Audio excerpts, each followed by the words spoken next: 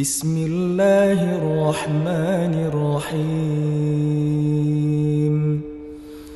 Qul huwallahu ahad, Allahus samad, lam yalid wa lam yulad, wa lam yakul lahu kufuwan ahad.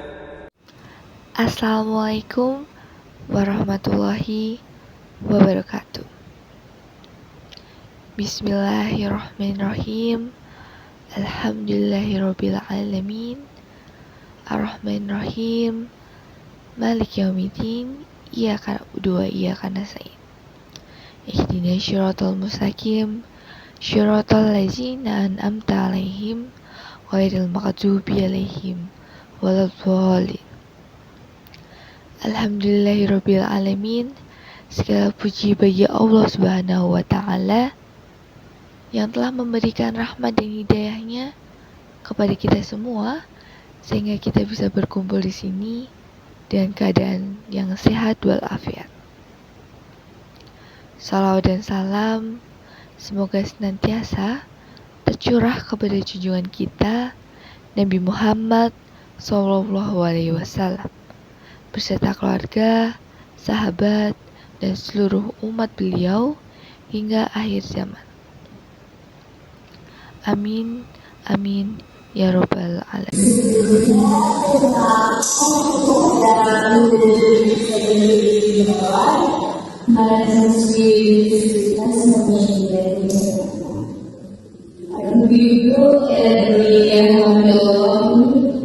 Pada kesempatan berbagi ini, mari kita bersama belajar kembali sebuah surat yang sangat sulit kita baca dan paling dari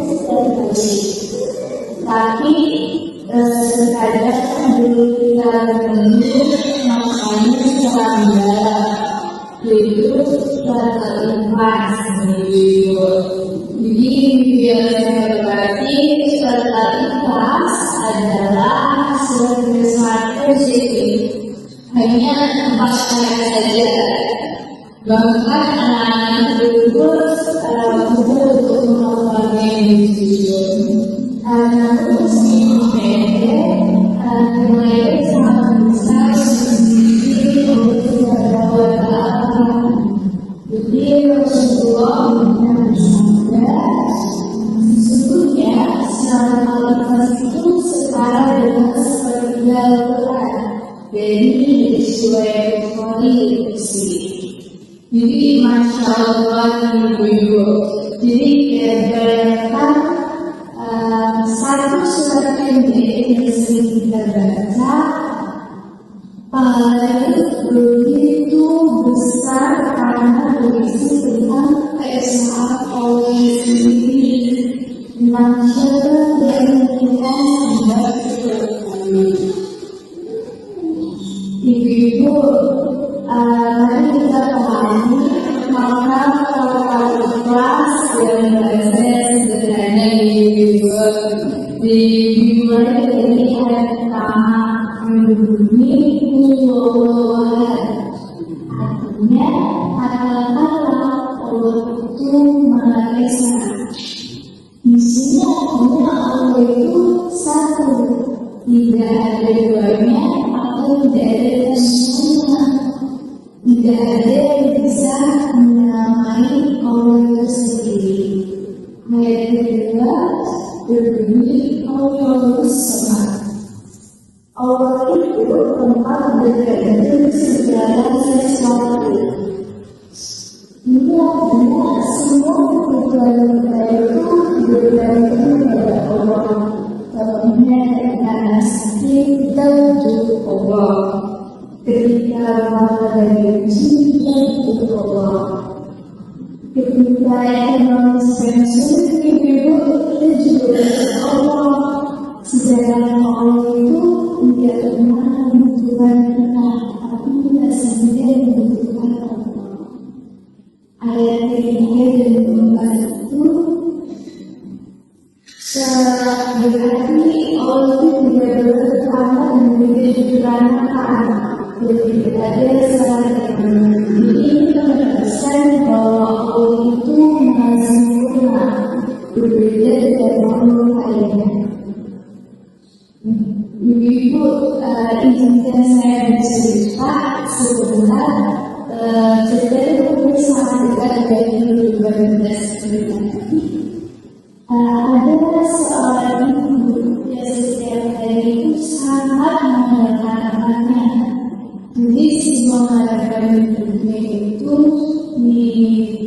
tumpukan kepada sang anak. Kalau anaknya sehat, hatinya telah hidup. Kalau saya bermasalah, baik itu akan merasa sangat gelisah. Suatu hari, anak itu mengalami kegagalan dan besar dalam hidupnya. Saat ini sangat terpukul sampai ibu berkata, "Ya Allah, saya tidak sanggup untuk menghadapi ini." Padahal sebenarnya bukan karena itu tidak kuat, tetapi karena dia selalu mengatakan keadaan saja. Berkata sebelumnya kepada Allah. Jadi ibu anak itu berada di depan, suami itu berada di depan, harta dari saya itu juga di depan. Di sini Allah bersurat. Allah itu berbagi dan terus sesuatu. Itu manusia itu paling meminta sembilan Allah SWT. Jadi ibu, mari kita berjumpa dari kita sendiri itu cukup tidak dijawabkan ibu. Saya tidak sedih. Siapa yang akan kita cari? Saat masalah datang, apakah kita lebih memilih manusia atau kita bisa berdoa? Saat berdoa kita, apakah kita masih yakin oleh Tuhan kita? Jika kita masih bisa jadi karena kita dulu sebelumnya sadar pada Allah Subhanahu wa Ta'ala.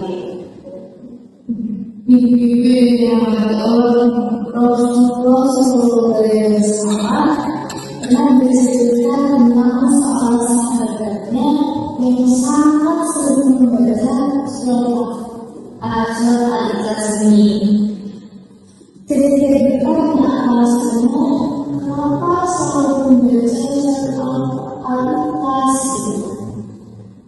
Beliau mengatakan karena saya mencintai surat ini.